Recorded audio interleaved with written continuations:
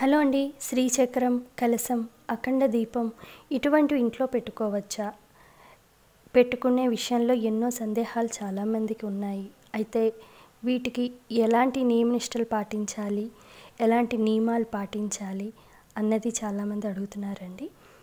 మరి దీనికి సమాధానం ఈరోజు వీడియోలో మీకు చెప్పబోతున్నాను.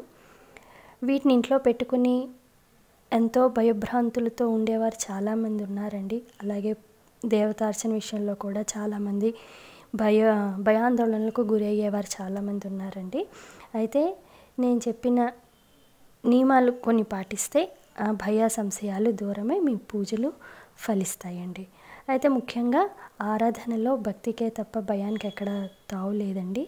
కాబట్టి ఆరాధన అంటే ఎంతో ఇష్టంగా భక్తి శ్రద్ధలతో దేవుణ్ణి పూజిస్తాం కాబట్టి అక్కడ భయాందోళనతో కలిగించే ఏ పూజ అయినా చేయకూడదు.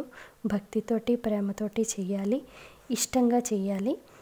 అలాగే ఎవరో శ్రీచక్రం వంటి పెక్కుమ యంత్రాలతో పూజలో పెట్టుకోవచ్చు అని ఇస్తూ ఉంటారు.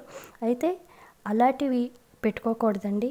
ఎవరైనా మంత్రసిద్ధి పొందిన గురువుల వద్దనో లేదా కంచి కామకోటి పీఠం వంటి ప్రసిద్ధ ధార్మిక కేంద్రాల నుండి యంత్రాలను పొందిన వాళ్ళు నియమనిష్టలతో పూజించాలండి. నెలసరి ఆటంకాలు, గృహ బాధ్యతలు ఎక్కువగా ఉండే మహిళలు ఈ యంత్ర పూజలు పెట్టుకోకూడదండి. అంటే పెట్టుకుని పూజ చేయకుండా దాన్ని నెగ్లెక్ట్ చేస్తే మటుకు చాలా బాధపడవలసిన అవసరం వస్తుందండి.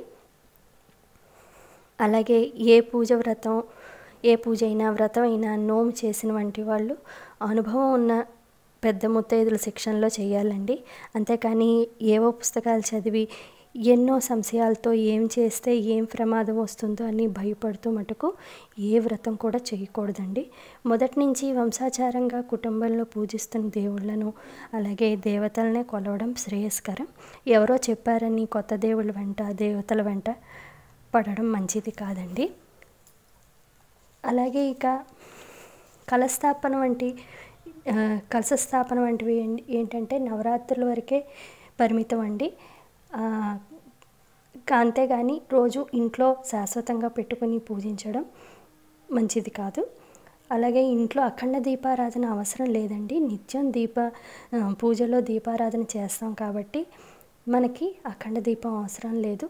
కానీ నవరాత్రుల్లో అఖండ దీపం పెట్టుకునే వాళ్ళు పెట్టుకోవచ్చండి. కానీ ఎంతో నియమనిష్టలతోటి ఆ దీపం ఘనమవ్వకుండా 9 రోజులు ఆ దీపాన్ని చూసుకుంటూ అందులో నూనె ఉందా లేదా అని ఒత్తు జారిపోకుండా ఇలాగ చాలా నియమనిష్టలతోటి ఆ దీపం ఎట్టి పరిస్థితిలో ఘనమవ్వకుండా చూసుకోవడం చాలా మంచిదండి. అలా చూసుకోగలం అనుకునే వాళ్ళు మాత్రమే అఖండ దీపాన్ని పెట్టడం చాలా శ్రేయస్కరం అండి. కాబట్టి ఎంతో భక్తి శ్రద్ధలతోటి అమ్మవారిని పూజిస్తే చాలండి. మీకు ఇంటి ఆనవాయితీ కలశస్థాపన ఉన్నది అని అనుకున్న వాళ్ళు మటుకే ఇంటి ఆనవాయితీ ప్రకారం కలశస్థాపన చేయండి. లేని వాళ్ళు మటుకు చేయకుండా ఉండడం చాలా మంచిదండి. Thank you.